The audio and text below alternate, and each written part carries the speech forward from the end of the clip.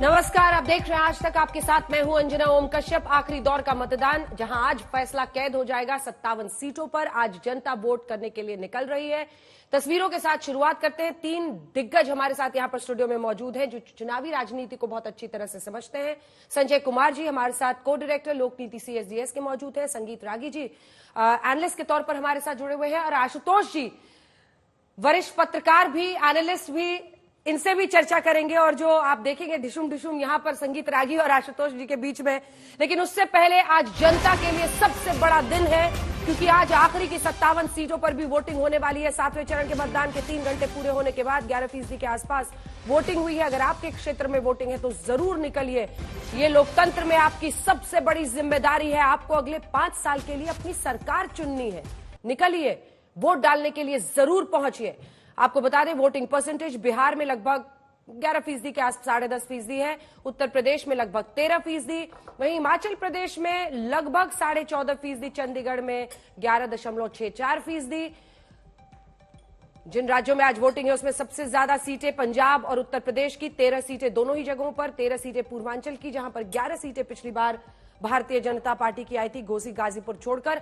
पश्चिम बंगाल की 9 सीटों पर है 12.64% वोटिंग। और ये 9 की 9 सीटें जो कि दक्षिण में है वो पूरी की पूरी TMC को गई थी। और झारखंड में लगभग 12.5% की वोटिंग हो चुकी है। और जो दिग्गज वोट डाल चुके हैं अब तक, उनकी भी तस्वीरें आप देख रहे हैं। रवि किशन जो कि गोरखपुर सीट से चुनावी मैदान में है, और ये हम आपको दिखा रहे हैं सभी। JP नड्डा जिन्होंने हिमाचल प्रदेश में, योगी आदित्यनाथ गोरखपुर में, राघव चड्ढा ने वोट डाला, अफजाल अंसारी गाजीपुर से चुनावी मैदान में है। इस बार समाजवादी पार्टी के टिकट पर, पिछली बार BSP जीती थी ये टिकट, उन्हीं के साथ BSP के टिकट पर वो लड़े थे। घोसी और गाजीपुर ये 2 सीटें BSP ने जीती थी 13 में से, जिनमें पूर्वांचल में आज वोटिंग है। रवि किशन गोरखपुर से चुनावी मैदान में है। आप देख रहे हैं तरनजीत सिंह संधू को, OP राजभर, अनुप्रिया पटेल, रविशंकर प्रसाद पटना में वोट डालते हुए, कंगना रनौत, अनुराग ठाकुर, लालू और रबड़ी संघ मीसा भारती, उनकी बेटी भगवंत मान भी वोट डाल चुके हैं। धर्मवीर गांधी, सैनी घोष, सारा शाह हलीम, जीतन राम मांझी, अजय राय, सुदीप बंदोपाध्याय, गुरजीत सिंह आहूजा, ये सभी अपना वोट डाल चुके हैं। 7 राज्य और 1 केंद्र शासित प्रदेश में वोटिंग हो चुकी है। इस बीच पॉलिटिक्स इस आखिरी चरण में सबसे ज्यादा इस बात पर है कि प्रधानमंत्री नरेंद्र मोदी कन्याकुमारी में ध्यान कर रहे हैं। ये तस्वीरें हम आपको दिखा रहे हैं। प्रधानमंत्री मोदी इस वक्त कन्याकुमारी में है और उनके संसदीय क्षेत्र वाराणसी में आप जान ही रहे हैं वोटिंग चल रही है। अजय राय कांग्रेस पार्टी की तरफ से मुकाबला में, BSP भी चुनाव वहां पर लड़ रही है। अब इस वीडियो को लेकर और PM के कन्याकुमारी में साधना को लेकर विपक्ष लगातार हमलावर है। यहां तक कि चुनाव आयोग में इसकी शिकायत भी की गई है। कांग्रेस नेता दिग्विजय सिंह हमला बोल रहे हैं। वो कह रहे हैं कि ये विवेकानंद की ध्यान साधना नहीं है। वहीं उत्तर प्रदेश के मुख्यमंत्री योगी आदित्यनाथ ने प्रधानमंत्री के ध्यान पर विपक्ष के तमाम सवालों का करारा जवाब दिया। उन्होंने कहा कि विपक्ष क्या समझेगा इस देश के अध्यात्म को, साधना को। प्रधानमंत्री नरेंद्र मोदी कन्याकुमारी में है और वो लगातार विवेकानंद रॉक मेमोरियल के पास ध्यान साधना कर रहे हैं। उनका मौन है। और ऐसा ही पिछली बार 2019 के चुनाव में केदारनाथ में उन्होंने किया था, और इस बार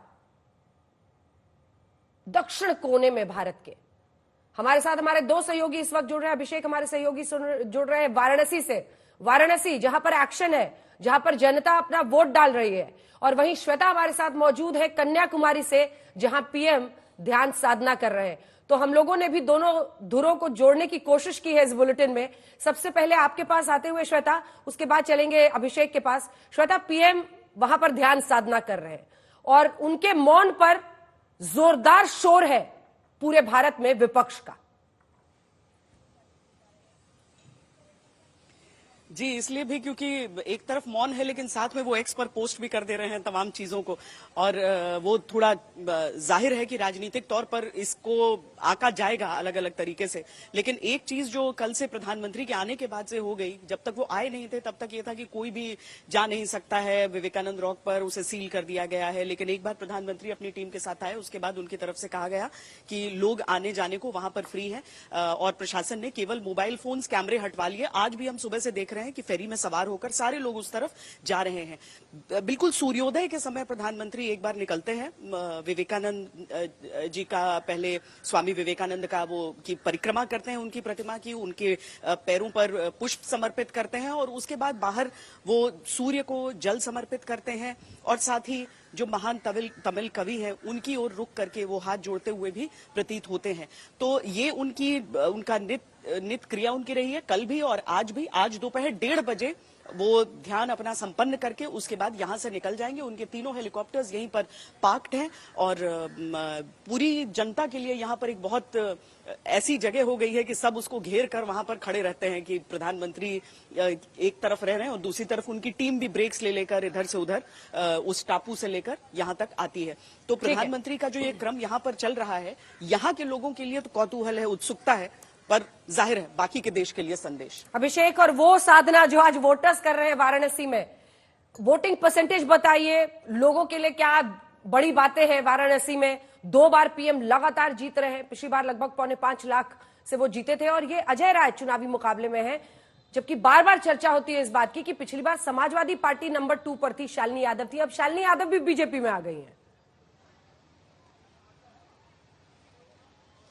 बिल्कुल, शालिनी यादव भले ही बीजेपी में आ गई हो अंजना, लेकिन इस बार ज्वाइंट कैंडिडेट हैं अजय राय और अच्छी लड़ाई है इस बार। प्रधानमंत्री पिछली बारी 5.25 लाख वोटों से जीते थे। बीजेपी की कोशिश है कि इस लीड को बढ़ाया जाए, उधर गठबंधन कड़ी टक्कर की देने की कोशिश कर रहा है। सुबह से हम लोग वाराणसी में हैं और 9 बजे तक 12% से ज्यादा की वोटिंग हो चुकी है। आप देखें मेरे इर्द गिर्द बहुत सारे वोटर हैं जिन्होंने वोट दिया है और वोट करके निकले हैं। आप सब लोगों ने वोट कर दिया। चूंकि महिलाओं की बात होती रही है अंजना, इसलिए यहां पर ढेरों महिला वोटर हैं जो इस वक्त मौजूद हैं। सभी तरह के लोग हैं, हम सभी से पूछेंगे कि आखिर मुद्दे क्या है। देखिए, नाम पार्टी का मत लीजिएगा आप लोग, मुद्दे जरूर बताइएगा कि आप लोगों ने जो वोट किया है क्या है मुद्दे, क्योंकि प्रधानमंत्री तो वहां ध्यान मग्न है साधना में। आप लोग क्या सोच करके वोट करने आएंगे, क्या सोचकर वोट करने आएंगे? बस देश के लिए, देश के रास्ते मतलब के लिए कि अच्छा करेंगे मोदी जी, मतलब जो कोई भी जो भी बनेगा वो अच्छा करेगा और देश को आगे प्रगति की ओर ले जाएगा। क्या सोच के वोट करने आएंगे? देश के लिए अच्छा करे और अच्छे एम्प्लॉयमेंट अपॉर्चुनिटीज बढ़ाए और ओवरऑल फॉरेन इन्वेस्टमेंट्स, ये सब। जर्मनी से आई हैं वोट करने के लिए। जर्मनी से वोट करने आई हैं? हाँ जी। क्या कुछ कहना चाह रही हैं आप? क्या है मुद्दे आपके लिए?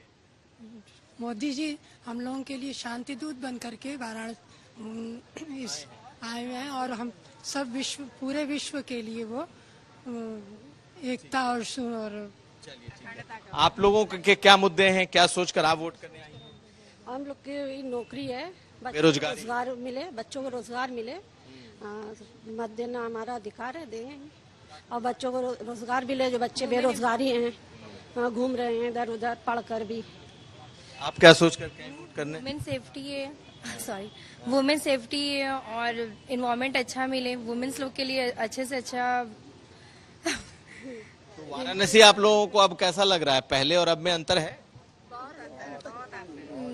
अब तो बिल्कुल हाँ है, चेंजेस है, जैसे कि इंफ्रास्ट्रक्चर वगैरह में चेंजेस है और घाट वगैरह में है, सफाई है। आप क्या फर्स्ट टाइम वोटर हैं?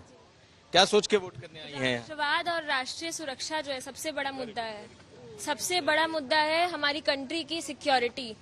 क्या वोट करने, आप क्या सोच करके आए वोट करने? अग्निवीर जैसे फालतू करके जो मुद्दे हैं ये सब हटे और बेरोजगारों को रोजगार मिले और जो सिर्फ 5 किलो राशन पे जो लोगों को किया जा रहा है, आदमी को रोजगार दे कि वो खुद अपने सशक्त हो जाए, कि खुद अपने से अपना चीजें ले ले।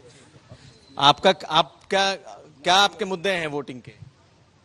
किस मुद्दे पे वोट कर रहे हैं? क्या सोचकर वोट करना है इसलिए कर रहे हैं? इसलिए कर रहे हैं। चलिए, बहुत सारे लोग हैं, हमने बात की बहुत सारे लोगों से अंजना, और यहाँ पर हर तरह का रंग, हर तरह की बातें वोटर की बात सुनिए मन गदगद हो जाता है। मतलब हर तरह की बात आती है और ये वाला जो था आखिरी बाइट जो आपने अभिषेक सुनाई, करना है इसलिए कर रहे हैं, इसमें बहुत कुछ छिपा हुआ है। लेकिन इन सब के बीच अगर आपकी सीट पर वोटिंग है, जरूर निकलिए। आपको अगले 5 सालों के लिए अपनी सरकार चुननी है। हर तरह का मुद्दा वाराणसी की जनता उठाती हुई आइए आपको दिखाते हैं प्रधानमंत्री की ये तस्वीरें। एक बार फुल फ्रेम दिखा दीजिए। ये तस्वीरें हैं प्रधानमंत्री की जब वो दक्षिण भारत में विवेकानंद रॉक मेमोरियल पर और इस पूरी जगह पर ध्यान साधना कर रहे हैं। मौन उनका है और इसी बीच इस ध्यान पर छिड़े घमासान पर भी एक नजर डाल लीजिए।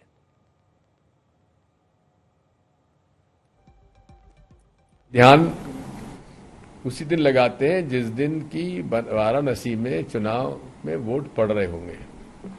यही उन्होंने 2019 में भी किया और यही 2024 में भी किया। और अब स्वामी विवेकानंद जी के मेमोरियल के पास वे ध्यान लगा रहे हैं। लेकिन मैं इतना कहना चाहता हूं उन सब मोदी भक्तों को कि जरा स्वामी विवेकानंद जी का जो शिकागो में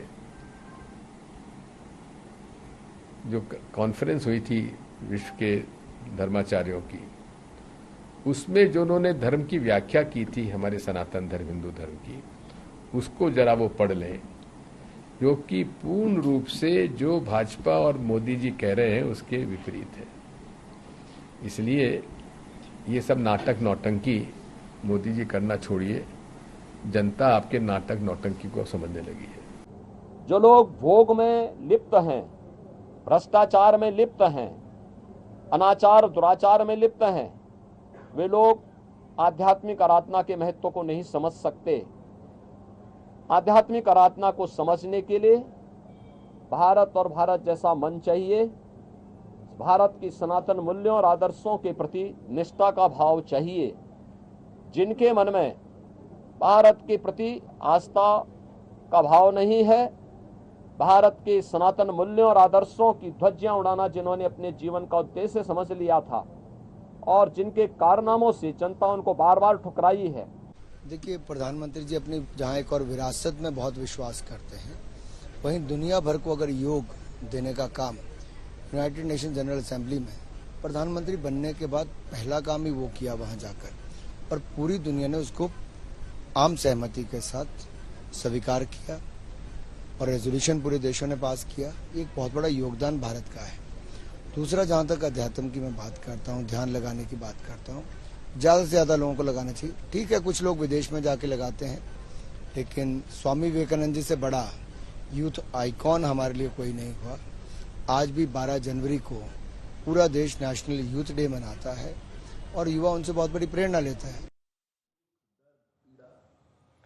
और प्रधानमंत्री के आज के इस ध्यान पर, जो कि वो वोटिंग खत्म, मतलब प्रचार खत्म होने के बाद ही वो चले गए हैं दक्षिण में, वहां पर घमासान आपने सुना ही हर पार्टी की तरफ से। यहां तक कि ममता बनर्जी ने इस पर हमला बोला, तेजस्वी यादव ने कहा कि वहां कैमरा नहीं होने चाहिए। हर पार्टी इस पूरे मुद्दे को अपनी तरह से, लेकिन ये बात भी सच है श्वेता कि प्रधानमंत्री नरेंद्र मोदी पर हमला जब इस तरह का होता है तो कई बार जो उनके सपोर्टर्स हैं, और ये तमाम पॉलिटिकल एनालिस्ट भी मानेंगे कि उनके जो सपोर्टर्स हैं, जो समर्थक हैं, वो और कंसोलिडेट होते हैं, वो और एकजुट होते हैं।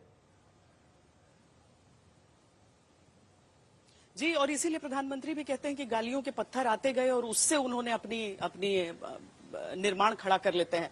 तो ये चीज विपक्ष को भी बीच बीच में समझ में आती है जब उनके ऊपर निजी प्रहार बंद किए जाते हैं, खासकर जब गुजरात में चुनाव होते हैं। लेकिन आपने सही कहा कि जब राष्ट्रीय स्तर पर भी इस तरह से चुनाव हो रहे हैं और वाराणसी, जिसको वो कह चुके हैं कि मैं तो बनारस का नहीं बनारसिया ही हो चुका हूं, तो ऐसे में ये चीजें थोड़ा सा फायदा भी करती है। और मुझे लगता है कि प्रियंका भी कल गई थी जाखा में दर्शन करने के लिए, उसकी भी तस्वीरें आई ही थी। जितने नेता जाते हैं कहीं पर भी दर्शन करने के लिए उनकी तस्वीरें आती हैं। अगर चुनाव आयोग की तरफ से जितनी भी इस तरह के नियम एक बार स्पष्ट कर दिए जाएं कि भाई चाहे किसी चरण का कोई भी मतदान हो रहा हो, दूसरी जगह प्रचार उस समय नहीं होएगा, या फिर कोई नेता कहीं ऐसी जगह नहीं जाएगा जहां पर मीडिया के कैमरे नहीं होंगे, वो स्पष्टता रहे तो बेहतर रहे, हर एक पार्टी के लिए बेहतर रहे। पर क्या एक साथ मिलकर एक निर्णय सब लेंगे इस चीज को लेकर? ठीक है, और ब्रेक पर जाने से पहले 30-30 सेकंड का इस पर रिएक्शन जल्दी से ले लेते हैं। संजय जी, आपके साथ शुरू करते हुए, क्या उनके वोटर्स कंसोलिडेट होते हैं जब उन पर इस तरह का हमला होता है? इसका असर क्या होता है? मतलब वो मौन है, अब वो बोल तो रहे नहीं है, बोलने पर, भाषण पर प्रतिबंध है ना। देखिए, मुझे लगता है 2024 के चुनाव के पूरे कैंपेन को देखें तो विपक्ष ने एक बड़ा अच्छा काम किया था, उनके फायदे में जाता हुआ दिखाई पड़ा कि उन्होंने प्रधानमंत्री मोदी पर बहुत तीखे हमले और सीधे हमले नहीं किए। मुझे लगता है इससे बचना चाहिए। और आप जिस बात का जिक्र कर रही हैं, जितना आप प्रधानमंत्री मोदी पर पर्सनल हमला करेंगे, उनके सपोर्टर और कंसोलिडेट होते हैं। आशुतोष जी, नहीं, मेरा साफ तौर पर मानना है कि प्रधानमंत्री तो छोड़ दीजिए, कोई भी हो, पर्सनल हमले तो बिल्कुल नहीं होने चाहिए। किसी भी तरीके का पर्सनल हमला नहीं होना चाहिए, मुद्दों पर होना चाहिए। और अगर वो देश के प्रधानमंत्री हैं, कुछ भी करेंगे तो जाहिर सी बात है खबर बनेगी, और उस हर खबर पर रिएक्ट करना जरूरी नहीं होता है। और मैं इस बारे में संजय जी की राय से सहमत हूं। प्रधानमंत्री अगर ध्यान साधना कुछ भी कर रहे हैं, आपकी कोई भी मनोभाव हो सकता है, लेकिन उस पर पर्सनल टिप्पणी करें, आप कहें कि भाई आप इसका राजनीति के लिए इस्तेमाल करें, वो बात समझ में आती है, लेकिन जब आप पर्सनल टिप्पणी करते हैं तो मैं उसको उचित नहीं मानता। देखिए, कल मेरे मित्र आशुतोष जी ने पूरी भारतीय मीडिया को इसी ध्यान साधना को दिखाने के लिए कर्ज किया था, श्राप दिया था। मैं मानता हूं कि भारतीय पत्रकारिता का वो सबसे धब्बा और काला दिन था जब कैश फॉर वोट स्कैम का स्टिंग ऑपरेशन हुआ था, और उस टेप को IBN7 ने उस समय चलाया नहीं था।